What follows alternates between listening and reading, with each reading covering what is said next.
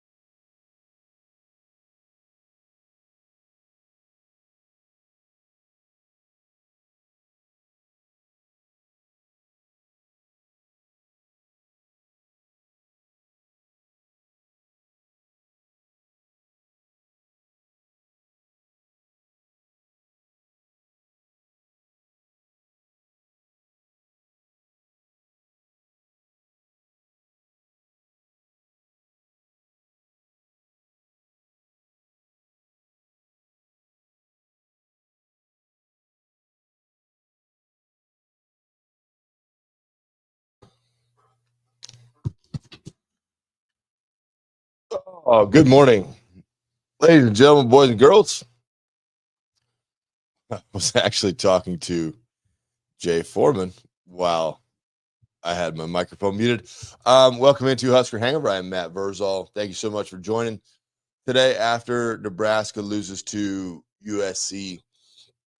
I'll be honest, I'm only going to go for about 45 minutes, an hour today, just because we're back in the same. We're back in the same. There's my outlet.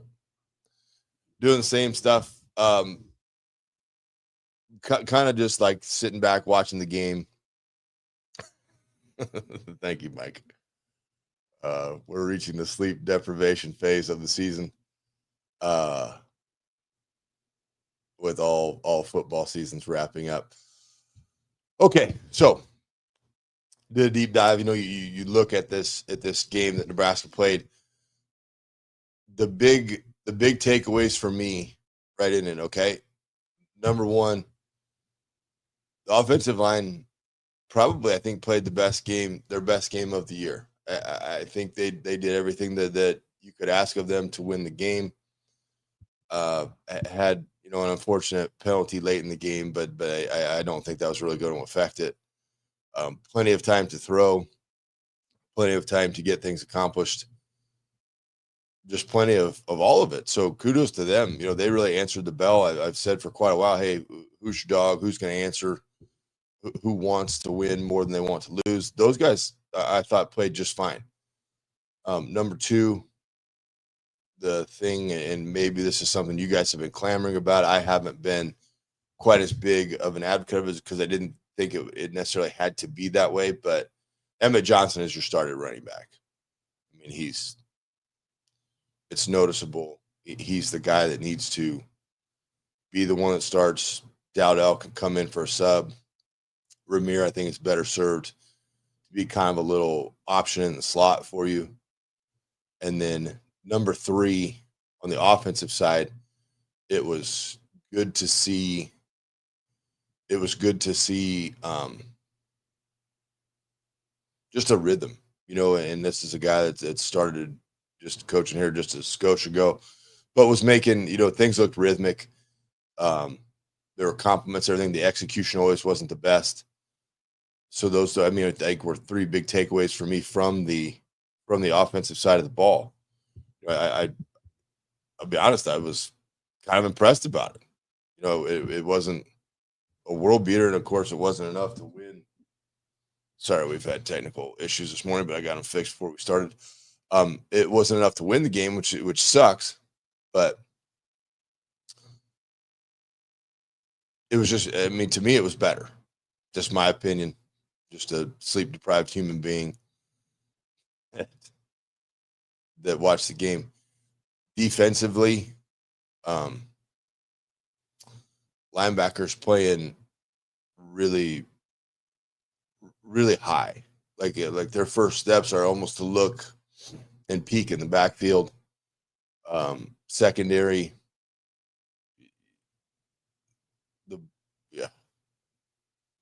I think if that's one area, of the team that I'm looking at, and it hasn't gone as well as it had in the past.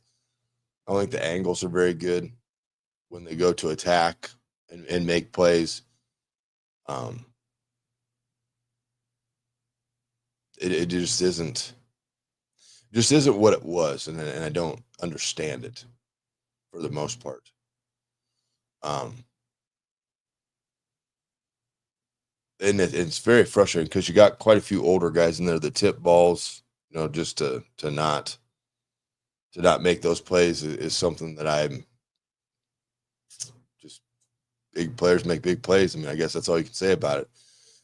And then, parts of the defensive line when they're going at it, they seem to just become very sticky on a block. Like they get stuck on things. They don't get off of blocks.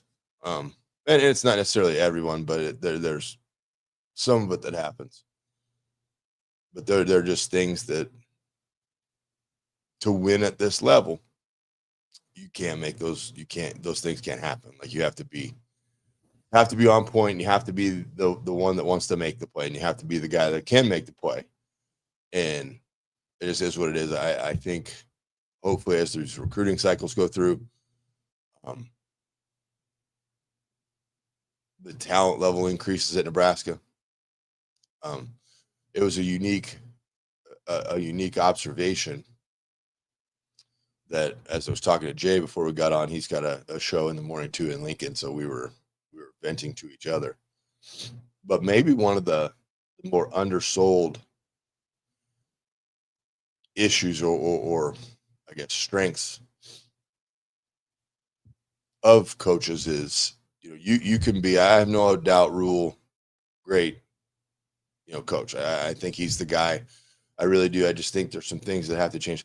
The way that coaches empower their other coaches and hold them to a high standard and keep them accountable. And if these are things that are seen, then we got to make sure that we're doing everything we can to get those corrected. Like we got to make sure that you're getting those things fixed through practice.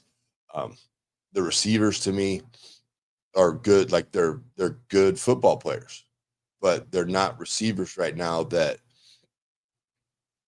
I can't believe I'm going to say this, that are like divas. Like, hey, I'm going to go do this and I'm going to need to open, and this is how it's going to happen. Yes, we got held in the end zone at the end of the game. We did 100%. We 100% got held in the end zone, but they 100% did not call it. They had not called it the whole game. So you know the expectation, okay? So if you're worried about you getting a penalty, go out and be overly physical in that route. Go out and you be the one that holds and shoves and pushes off and all those things. They're letting it go. They're not calling it on SC. So find out if they're not going to call it on you. Right? Because then maybe if you go and you're aggressive with it and it makes it even more blatant where your jersey gets distorted even more, and then you can go up and make a play. Like there's no, again, just looking for dogs, like need a dog.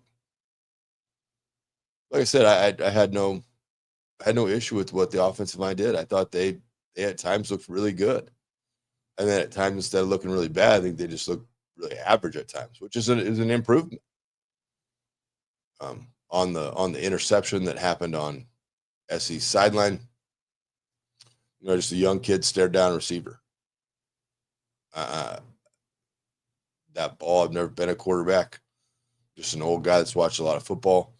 But that one may have been, I don't think it was predetermined throw, but for everything you need to have a guy open, the defensive back almost ran the route for him. Like he knew what was going to happen. He knew where he was going. He knew everything that it involved. And he just, he ran the same route and he got picked. So it is what it is. And then, you got Wisconsin playing out their ass against Oregon and keeping that thing late and all those kind of things. But big things that need to happen here. Like the defensive backs angles have to get fixed. They just have to. Walter's alive and kicking this morning. Hardside was getting picked on like a redheaded stepchild. Yeah, that's That's game plan, you know. You got a crazy tall guy and a crazy short guy. You're going to throw to the crazy tall guy, and you're going to throw the ball high. But the one in the end zone when they score, and it's the tip and the volleyball and back and forth, and then the touchdown happens. Like those are you're slightly out of position. You're recovering to get back in position. Get to the height of your jump. Ball goes between your hands. Okay? Oh shit! It's between my hands.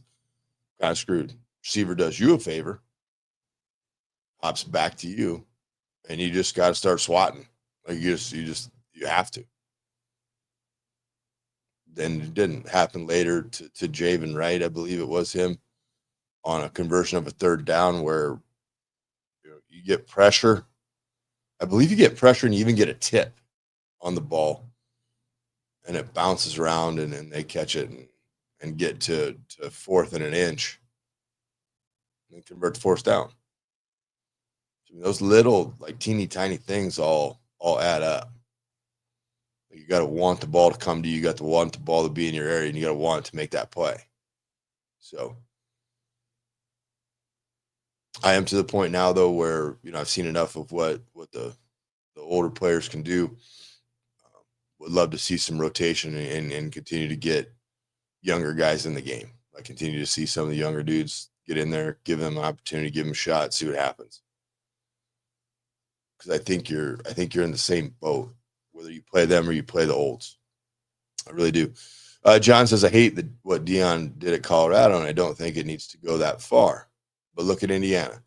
There needs to be a big flush of players that only know and are obviously okay with losing. The turnover through it will be interesting because you are what you accept. Okay. If you accept that performance and you accept the way things go and you're kind of accepting of what has happened thus far, how long does it take till it trickles down into your younger guys where they think, oh, well, this is what this is and this is how it operates. And that's, that it's unacceptable. It can't be that. You can't be content with that. You can't want that to be what this is. And it bothers me how bad everybody is beaten down. Like I got people messaging me like, hey dude, not gonna be tuning in via text or via social media. Like just can't take it anymore. Just out. I'm just out right now. And it's great that we all love it so much, and it's terrible that it hurts us so bad every Saturday. But you still have two more. Another week of acclimation to your new offensive setup. Absolutely loved the little. If you watched every play when they wanted to go a little bit deeper than was thought, there was always a bailout. There was always a check down. It took maybe a little bit too long to get to the check down sometimes. But if it was the tight end blocking for a little bit and then releasing out, and then you could just dump that off and gain some cheap yards. If it was a fullback or a running back in the just a little swing check down type thing. The part that was tough though is USC adjusted to it. When USC figured out, hey, we can cover these receivers man to man. They're not going to be overly physical with us, so we can be overly physical with them. Safety, as soon as that back or that tight end kind of breaks out, you have to go be that guy. It's a one-on-one tackle. You have to make it. There's nobody else going to help you. This is all you. You just have to get this done. And they did. They made plays. They really did. They did it. You have to give them credit. They did a good job of making open field tackles. So now Nebraska has to counter that, and you either talk to your receiver and say, hey, we got to be more physical. We got to make sure we get this done. We're not living up to our end of the bargain.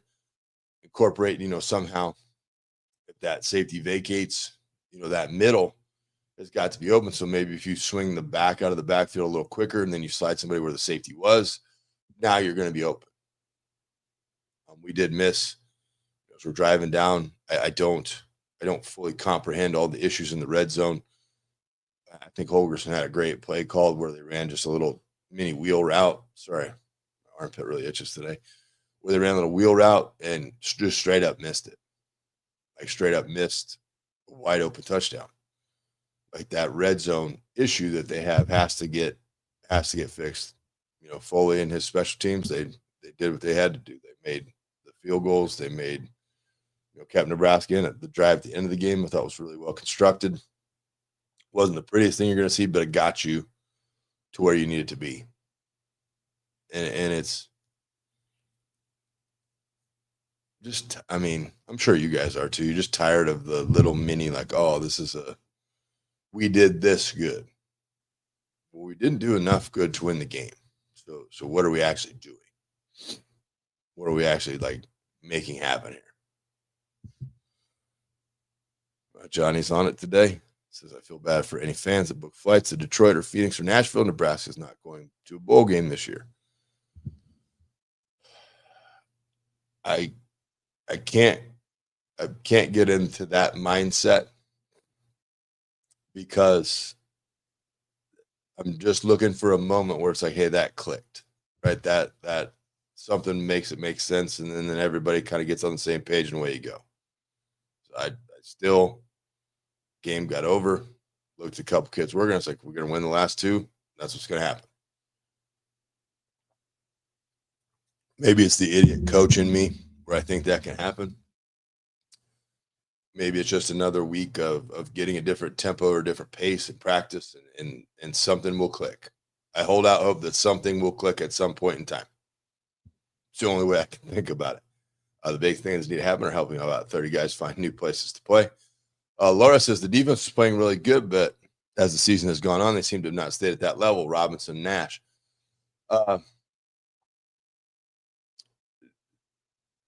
Nash has become very sticky, like in his blocking and things that happen. He seems to struggle now. He seems to struggle not to get off a block, where that used to be kind of his strength. At worst case scenario, he would just power through that rush. He would be the guy, just kind of drives it back. And it's a great observation because one thing we were very good at when we played Colorado, which seems like 4 years ago, but we had really good lane discipline. Like we guys didn't get too far upfield. They didn't get too far where, as the pocket just kind of constricted on them, the quarterback was not able to leak out, therefore putting pressure on the cover guys. We got out of lane in this. We just lost some discipline that needed to happen. So, just those little things that, if it happens once, like I get it, but when it happens like over and over and over again, it's something that has to be fixed. Like, you can't. Their QB did not look overly comfortable standing in the pocket throwing as it constricted on him, but then get him out in a little bit of open space, let him run around a little bit. He was a better player. So, those things you have to make happen. A couple quick ones here. There are 2 games left. The young players that hopefully haven't already learned to think that, yeah, we talked about that. Nebraska has 6-year players that have never had a winning season. There's no reason to keep playing them. I understand loyalty, and I get it all. But you got to look at just a subtle rotation, getting the young guys in. Down in Arizona, Dick Ray says, disappointed that we cannot establish a rushing attack. Not sure where our philosophy is on offense. Yeah, agree with that. I guess I have a little looser rein on that with Holgorsen, this being his first week really on the job. But yeah, I'll say it again. Dowdell, I have no problem with how he runs. I think he's a physical runner. I think he gets downhill. Showed some athleticism with the hurdle of the defensive back, got a couple extra yards. But if you want to run what this offense is supposed to be to its fullest extent, Emmett Johnson is your guy, because he does everything you need him to do. He makes guys miss. He gets things done. He catches the ball well out of the backfield. He's the guy you got to have in the backfield. Walter says they have slight chance to beat Wisconsin. They have no chance to beat Iowa. You also don't know what Iowa will show up. They can, if they get in a mindset we're going to shove this thing down your throat. Yeah, it's going to be a long day. If they get in a mindset of, well, we got to show what cool plays we can call them. You got a puncher's chance. You have a puncher's chance. Of course, John is right on that one, saying we have no chance to win that. Harry says we fielded a punt on the 4 or 5 yard line, make it stop. SC's punter was a weapon. And I talked to a guy that is a special teams coordinator in the NFL after that happened. I called him and said, hey, can I call you after the game? He said, yeah. He said, I know what you want to talk about. I said, great. Then it should be a fast phone call. So it gets over, and this was mind-boggling to me. I said, why are you fair catching that at the 5? And he said, they fair caught it at the 5 because they know that punter can stop it at the 2. I said, I said, I understand what you're saying. I said, but I would take the chance. I would make him, I would tell my return guys, make him do it. Make him stop it at 2. I want to see him do it before I'm going to fair catch inside the 10.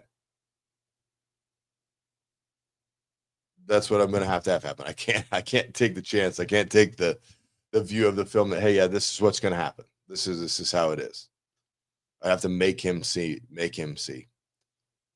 So I didn't agree with the fair catch inside the 5 either, but talking to a guy that's coaches it and is much smarter than me, that's the logic from the coaching side of it. So Harry, I hope that helps. I was right with you though. I had no idea. I about lost my mind.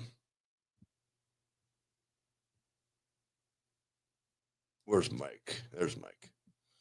Mike's got general game management. Okay. Oh, there's. Hey, we haven't heard from FSU Mike in quite a while. Yeah. I tell you what, I can sit here and give you a bunch of bullshit, but just keep firing questions. We'll just answer them. Ken says, Verge, the way the Huskers play, it's clear that they are more excited about the best in NCAA facilities and the Adidas swag more than they are winning and going to a bowl game.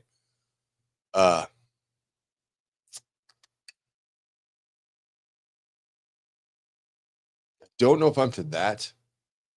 Now, a couple years back, if you remember, like when we were playing very poorly, I said, take it all. Take it all away. So put them in the north locker room or put them in the south locker room.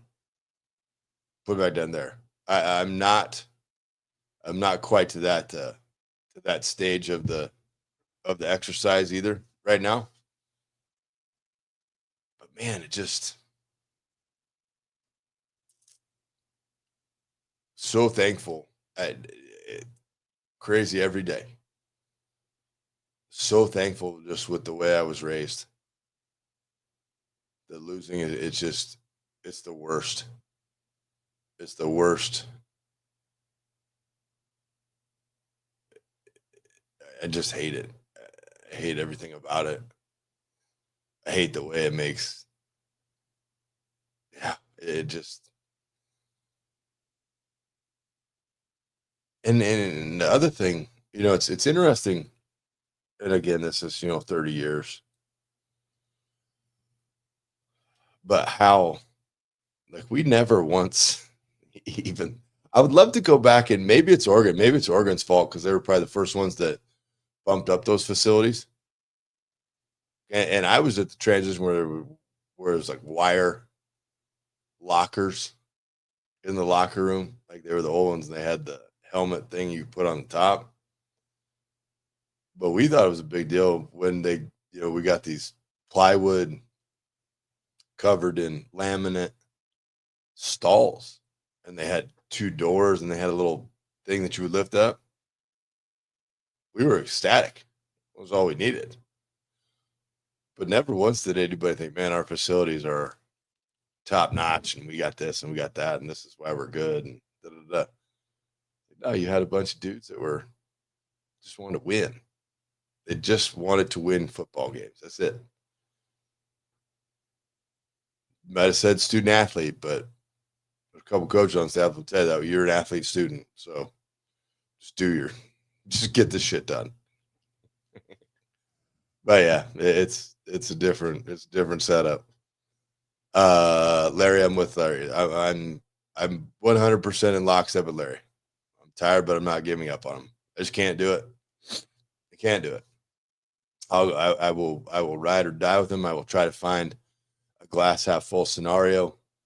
I will believe in all hope of hopes that in the last 2 weeks of the season something clicks and they win them both. And then you get to go to a bowl game. You've earned the right to go to a bowl game after a terrible slump in the middle. The other thing in the game of football, you're guaranteed 12 a year. You're guaranteed 12 games a year. That's the only thing that your coach can promise you the whole way. You're down to 2. And you have the chance now to go eliminate a lot of narrative. And I've talked about, what Nebraska's going to be as a rebuild and what it has to be and what it's, going to line out to be. Would love to have a more solid foundation built. And you are only as good as your last game, and we're all down on our dumps right now, and we are we are exhausted. We are beat up mentally. We are just at our wits' end because all we want to do is win. If you go out and you win the last 2, maybe it changes the course of some of the stuff. But whatever you think you've done for preparation leading up to this point, you got to do more. And it's got to be purposeful practice. It's got to be honest evaluation. And you got to look in the mirror, and you got to be able to take an honest critique of your performance and say, hey, this is what it is. This is what I have to do. This is I'm not good enough at this right now for us to win. And maybe, just maybe, this is where Nebraska struggles with. If you have guys doing that, but they don't trust everybody's doing that, then the question of, well, why am I doing it if he's not doing it? Because he's, doing the same kind of things I am. I don't think, I hope that's not the mindset, but if that would explain a lot to me. That would explain quite a bit.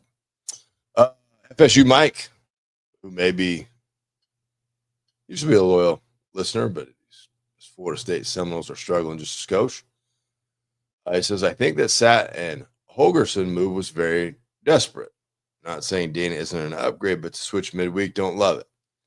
If you make decisions to make a 19-year-old happy, you'll very quickly be without a job. Aside from that, do I think the O was fine? The defense had too many lapses. Just my 2 cents. There's a lot of people that kind of thought that way, the same as Mike. The way it was explained to me, Holgerson was in on Monday, Tuesday, kind of just like evaluating it and saying, hey, this is what you got. Here's what we have for potential.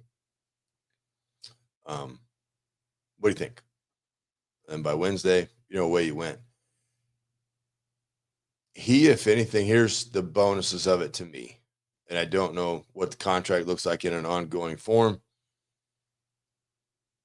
But if you have one side kind of going well, they've got things, pretty lined out. They know how they want to operate. They know what their practice looks like. They know how it goes. And you got another side of the ball that isn't quite up to that level. Bringing in somebody like a Holgerson to make that side better. Now, many people in the chat have been for years calling for Sat's head. I tried to phase it off and play, the positive guy in it, but it got to the point where I don't think they bowed down to a 19-year-old, but I think they knew that it was going to be more than that if a change wasn't made. You have to kind of show now. So now we've got 1 week of teaching. Hopefully it gets better with 2 weeks of teaching. And then just even in film study, if you can go and you can pick some, like, there were matchups that they really liked in that game. They tried to take advantage of them. They obviously saw something in the running game because the running game was very prevalent for Nebraska, which it hasn't been forever. So I don't know if I'm willing to call it a desperation move. I think it was a move that had to be made just to make Nebraska better in the ongoing. You could also have a scenario where Holgerson, who is, has called plays for quite a while, been a head coach at a couple stops, and had success, and maybe not as much success as we would love to see, but more than we've had. And so now you look at it as, okay, well, we got a guy in here now. He may be in that Chip Kelly mold where it's like, listen, I'm perfectly content being coordinator. If I turn this offense around, they're going to pay me really well. I don't want to deal with the bullshit of being a head coach anymore. I don't want to deal with meeting with boosters more than I do anything else. I don't want to. It's just not my MO. I don't want to do this. I just want to call plays, coach offense. If you can find that, awesome. I think that'd be a huge thing. But good to hear from you, Mikey. It's been a long time. Birds, if you think Nebraska is going to beat Wisconsin or Iowa, I want you to know what it is in that mug that you're drinking out of. My breakfast beer isn't getting me to where you are. Along with a desire to learn, like to hate losing,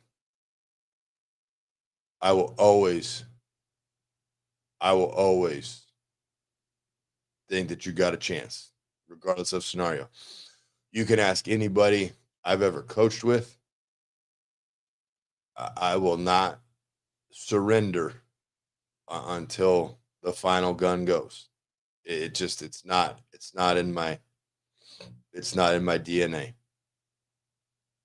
And I found a couple ways to win a couple that we shouldn't have at various coaching stops. I think I've told you guys, I've listened over the years, that there's one that still haunts me to this day. We were at Omaha Northwest and we lost the game. The coaching staff lost the game straight up. That one haunts me every day because we were down, we came back, we took the lead, and we didn't make a smart coaching decision to get those kids a win. Would have been the first head coaching win in Damon Benning's coaching history. But we didn't do that. So I respect your statement, Johnny. Maybe throw some Baileys in your Irish coffee. This is just water. I will never give up. I have a shirt. My dad, may he rest in peace. If you've seen it, there's a stork. He's got a frog in his bill, but the frog's arms are out around the bird's throat, and it just says, "Never give up." I won't. I will believe until I can't believe anymore.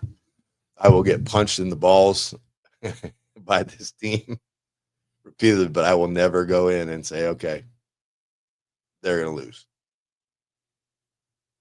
It's part of my charm, I guess. John says also, all right, you counter great punter, great turn. Jay says, and he needs to learn to be the kid on the block again. That's the other fear, and don't want to play, but they are the kid that gets punched around. It is. There's a mindset and a swagger to it, right? And man, I mean, it feels like I've said this every week, like every single week. But you gotta get sick and tired of being sick and tired, and you gotta. It is much better in life to be the hittee than the hitter, or the hitter than the hittee, right? Like, I want to be the aggressor. I want to be the alpha. If you think you've practiced hard and you're not winning, then there's more that you need to get. Like, there's always more, right? And if you want to do the 1% better every day thing, fine, whatever. But the internal drive, like, there's got to be something in you that makes you want to have people talk about you 30 years down the road, that makes you want to be the one. Yeah, I went to Nebraska when it wasn't good. But you know what? I was part of a team that broke the longest streak of a Power Five conference of not going to a bowl game, which is 7 years, which we possess, which is a horrible stat or a horrible record to possess. But I was one of them. I set a different standard. Okay, my career didn't go the way I wanted to go in Nebraska. I wanted to do these things. I wanted to play. I didn't want to be king of the offseason. I wanted to be king of the field. And you still have 2 weeks to do that. If you win one of those two, then you have more weeks to do that. There's got to be something in you. Like it's got to be accountability. It's got to be ratcheted up on everybody: coaches, players, staff, admin, trainers, guys that watch the jocks. Like everybody's got to be better. Everyone.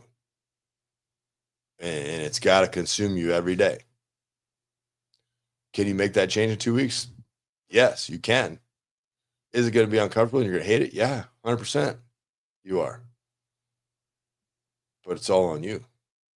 Everything you want to accomplish, not everything, but getting one of a goal, which sounds so crazy to say, but just going to a bowl game, getting that accomplished is still in front of you.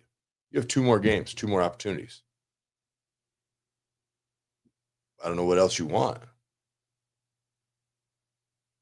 Because you're going to get real quick to the point where you have no opportunities. You have to go get a real job. Don't get in a restaurant because you look like this every Sunday morning. But you still have an opportunity to do things. You just have to go do them. I don't know if I said it last week. If I did, I'm going to say it again. I think a paid position of a senior counsel in there would be good. And not a yes man, not a guy that's going to toe the line. I think you need to pay Jay Foreman to be there. I think you need to pay him to be a liaison. I think you need to pay him to be somebody that the kids can talk to if they're flustered, if the coaches can talk to because they're flustered. And if you're so defensive of it that you don't want a guy like that around, then that's a you problem. Because I think it does nothing but good if you just get some guys that know how to win, and then you're willing to listen to what they say. You're willing to have them come in and give you an honest critique and say, hey, this practice thing you got here, it's bullshit. It's a waste of time. I know what you're trying to get accomplished. Have you thought about this? Have you done it? And there are other guys that I think it would be a good start. He's around the program quite a bit. He's kind of define a role for him and let him help you. Because I've yet to meet a kid that's played at Nebraska that has come into contact with Jay that doesn't like Jay. And through, the coaching years, I've yet to meet coaches that don't respect Jay and what he knows. He's like trying to help now, just out of his own time. You see it at a ton of successful schools. They have some of the older dudes or some of the guys that have been successful at their school on staff. You can say it's a token role. I don't give a shit what you call it. But when you have people that are winners around you, they look at things differently. They look at how it operates. Just a quick plug for Jay. John is on the other end of the spectrum. I've given up on this season. This group will not be able to go to a bowl game, but I will be back next year, hoping whatever changes are made make a difference. I'm going to call this Toki. Toki says, Wisconsin opened at -1.5 on FanDuel this morning. Debating going back across the river and putting my under 7.5 wins earnings on the whiskey money line. Those non-traditional retirement accounts, they are self-directed. So you have every rhyme and reason to do that. under 7.5 cashed. Those are great tickets. Like, yeah, I don't even have to watch this. I already know I'm winning. Mike says people have talked about it, but at this point, why not run the Xbox simulation until win and run the same play sequence and offense and defense or an AI simulation? I don't hate it. It's something different. Whiskey will want a bowl game more than we do, and I will do what it takes to keep us from a bowl game again. That comes from Robert. Both of those statements have the high potential to be true.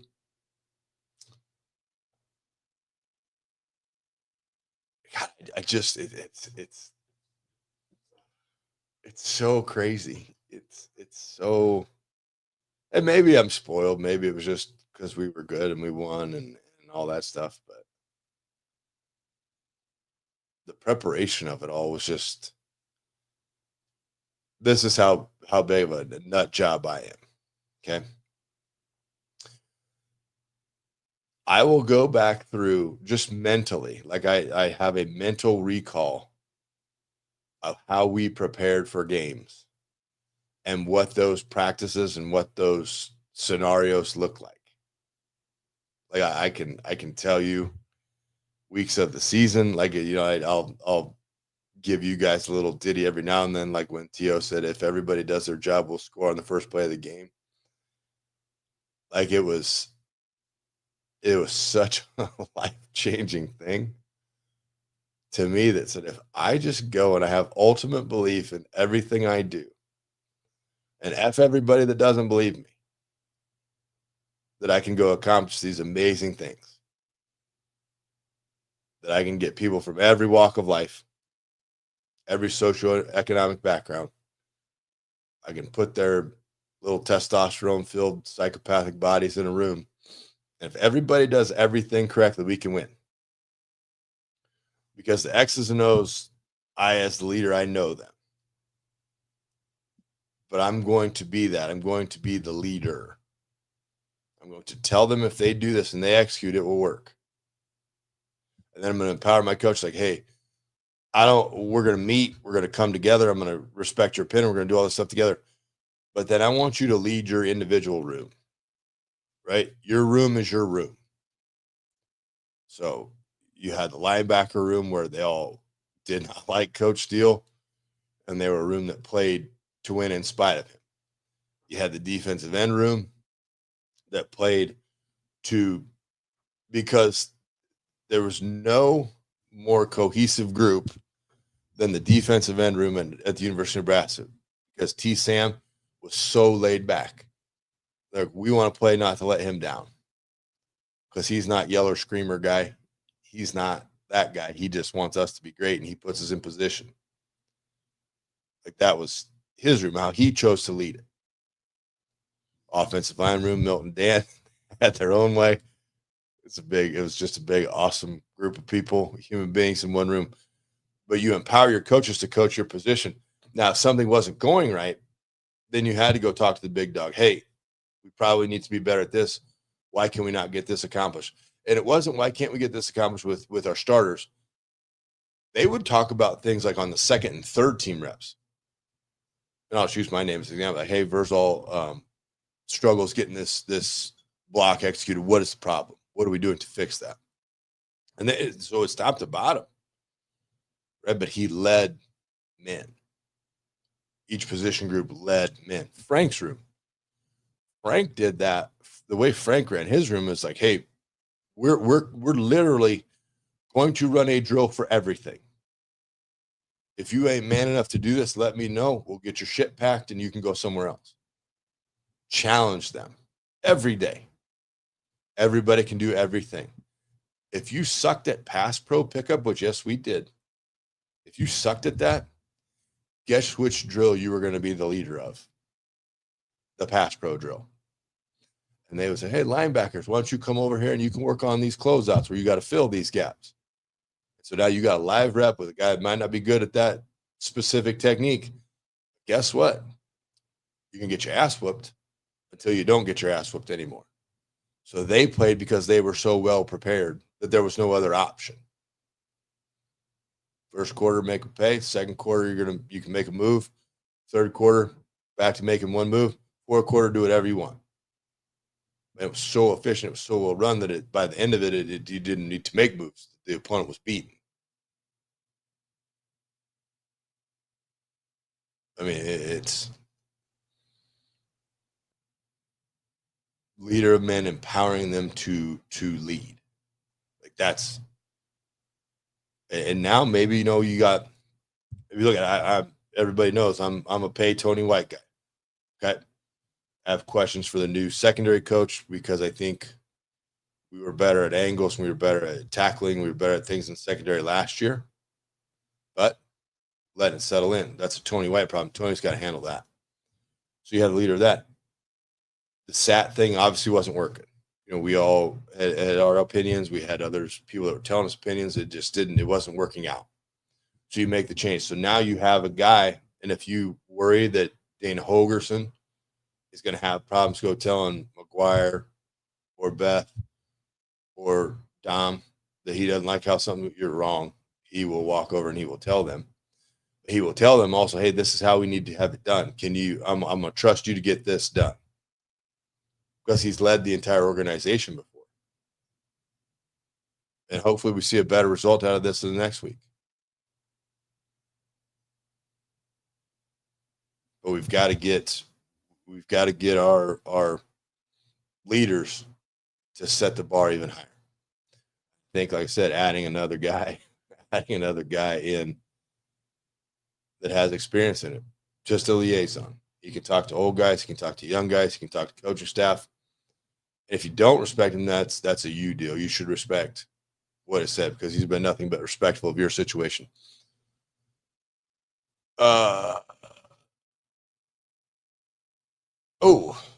Call back from way back when we started on 1620.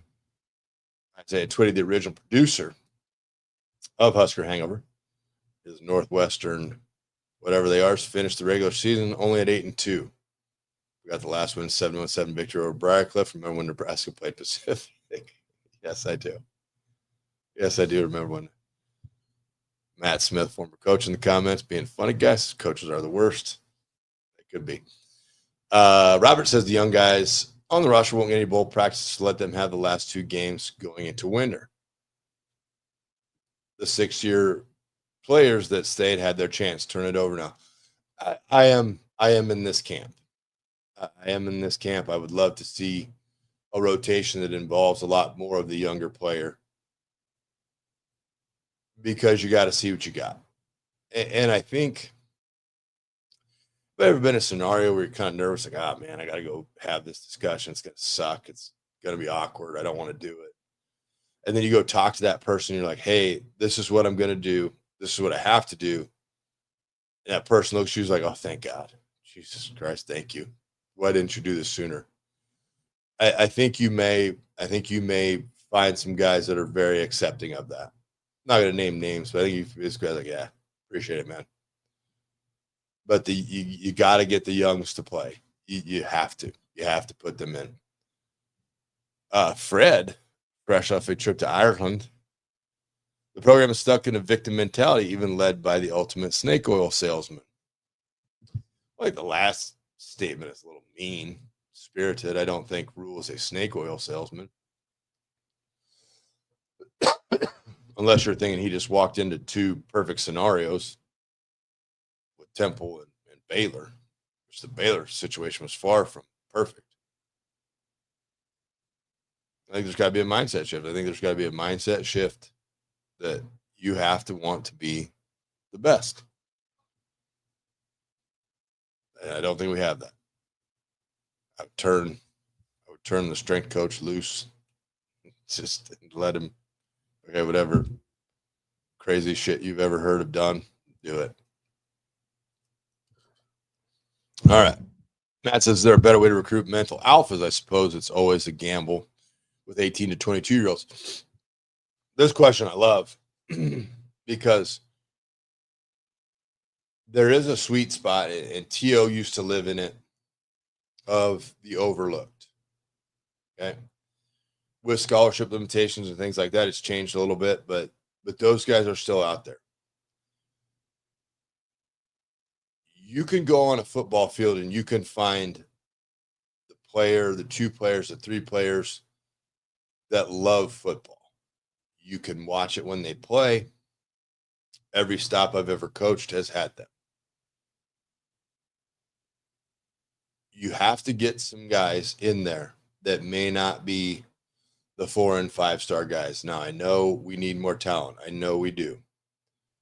But there are some positions where you can get by with a kid that will just grind. He loves the game. He wants to play. How many times did you hear the story of, back in a better time? I can't believe this guy is paying to be here. He outworks me every day. My good friend Cluster Johnson. Cluster Johnson will tell you, I didn't have an option to not go out and want to be better and want to love football. Because if I didn't, I had this crazy person from Gregory, South Dakota, that was every day his goal was to take my job. Every day his goal was to go be better than me. I had to increase my level. I wasn't going to play. Then I would have to go back to Bellevue and explain to everybody in Bellevue how this kid from Gregory, South Dakota beat me out. You have to go find football players. And if you find football players that are immensely talented, now you have a real winning attitude, because you don't have Nick Saban is on the McAfee show quite a bit, and he'll tell you, like, yeah, we did this, and we would tell them the NFL is the goal. But if you don't do X, Y, and Z, we can't get you there. So now the kid knows the path, he knows the plan. He's like, I got to do what these guys say. I got to do it how they say it. If I don't, I'm going to get my ass chewed. But my end game is to get. That's how they were getting like second team dudes, like getting drafted. But they were football players. Like, they loved football. There are simple things you can do to. Easiest one to have somebody find is easy thing you can do to find somebody that loves football. Watch when a teammate, and we'll look at it in a defensive aspect. Watch when a teammate gets a turnover. And watch how they transition into who is the first guy getting the block. As soon as that thing is picked, if they take off and they are just blocking, right? Or who acknowledges the play that was made, like who understands.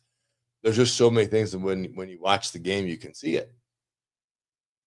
But do you love football, or are you just an athlete that can play football? And that's fine too. You can be immensely talented and just be there. And there's guys like that on the team as well. But when you find enough guys that just love the game of football, they just love it, eat it, sleep it, drink it, want to go at it, they're out there.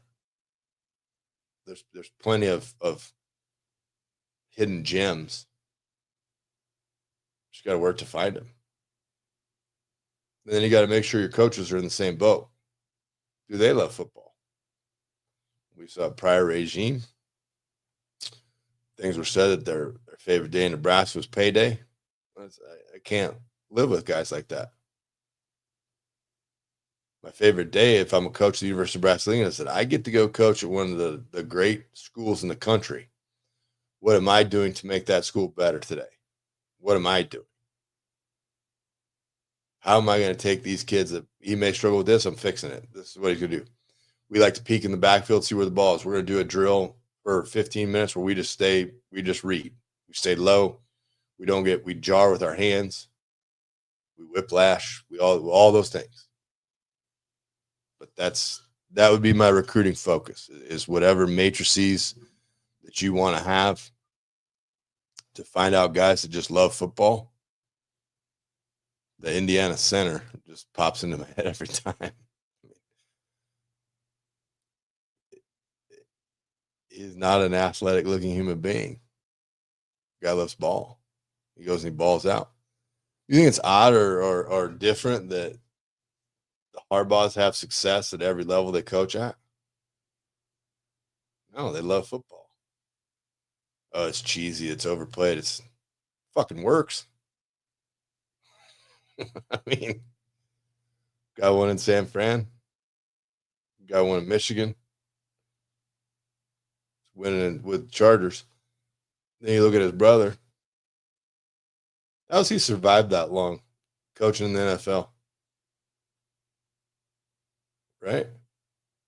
Mike Tomlin loves ball, loves the process, finds guys that love ball. It's not hard. Find guys that love the game, want to go for the greater good. Rock King Westfall says USC had no more speed and game breaking potential, shows how terrible Lincoln Riley is at managing a program, how far Nebraska has to go. It has no difference makers, none.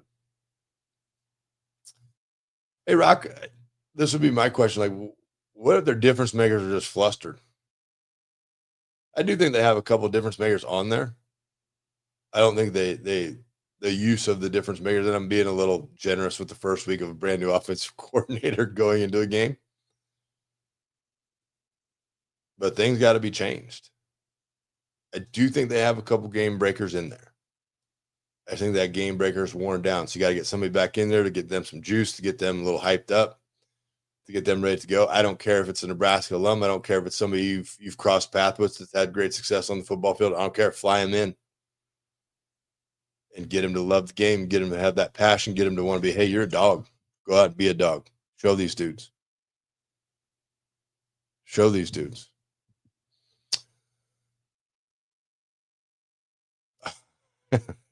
Harry says, I'm still with the program. Never die, but the old lady is out with the program. We'll get her back. We'll get her back here.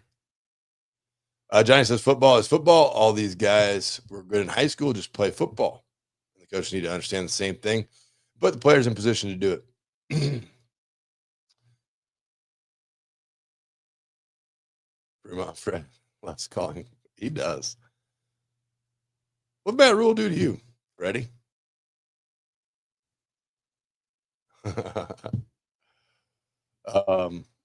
But Dalek, a good buddy of mine from high school, back in the chat, he told me he wasn't going to come. Now he's back.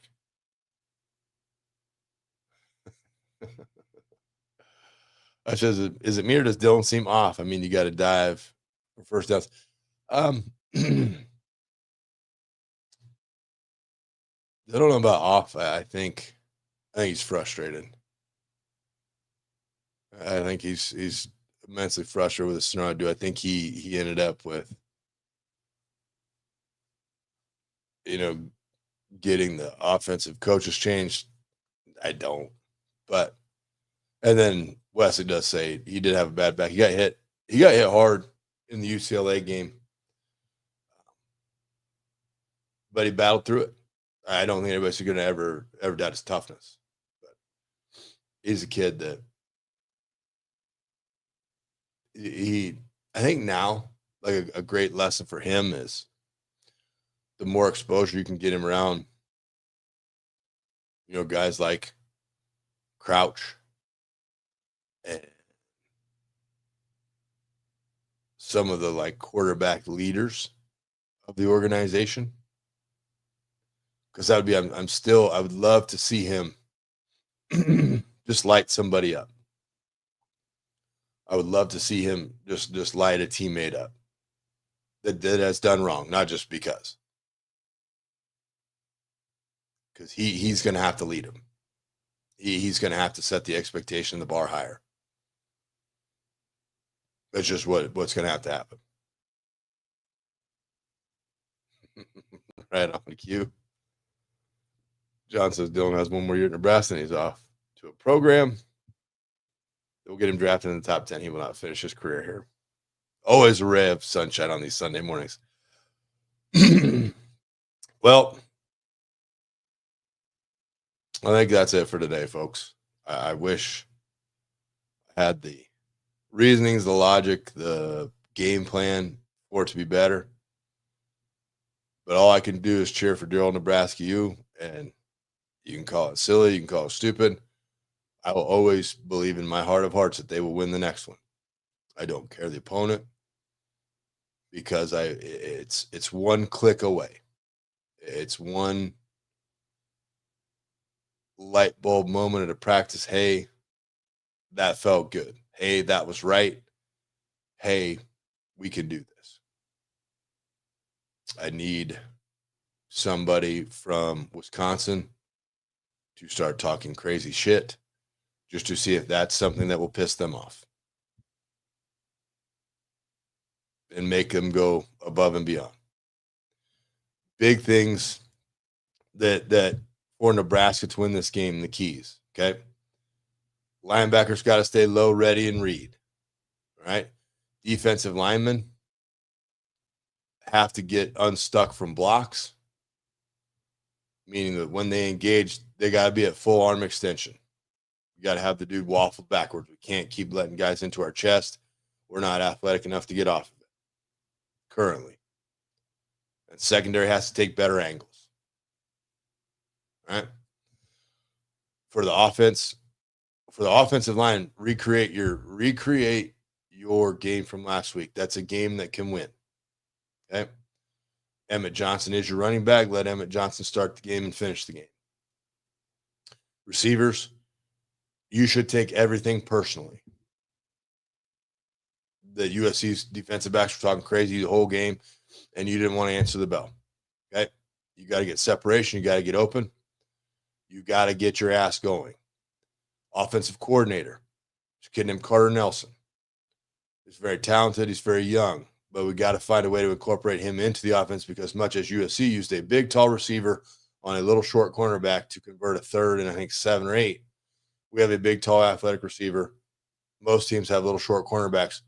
Maybe we can give that a try. I know you've only been here 10 days. I'm not judging. Just a suggestion from me to you. See if it works. Throw it against the wall. See what sticks. If you accomplish those things, you can win this game. Okay? 100% believe it in my heart of hearts. Offensive line plays the same. Receivers take some pride in it. Emmett Johnson is your running back. Use the weapons you have. Even the ones that haven't been used a whole bunch. They're fresh. They've been used a lot all year. Throw them in. See what happens. If you do those things, you can win that game. And then a big weight is lifted, and then you can go play free at Iowa, and you can go beat their dumb asses because I already got people from Iowa talking shit to me, and I'm not very liking of it. But you know what? I have to take it because my team has put me in a position where I have to take it. So go out, flush the USC game. Again, opportunities to win, flush down the toilet, do the same thing. Get your ass in there and be focused, ready to learn, and go beat Wisconsin. If you think you've worked hard, work harder. There's always more to give. It's just in you and your brain to figure it out. Thank you guys, as always, for joining me. I do appreciate it. We are winding down on another long one. Nebraska loses. It's however manyth in a row. We got to buck the system. As always, I will forever and always be a Nebraska guy. Go Big Red. Let's be Wisconsin. Thank you, guys. Have a great rest of your day.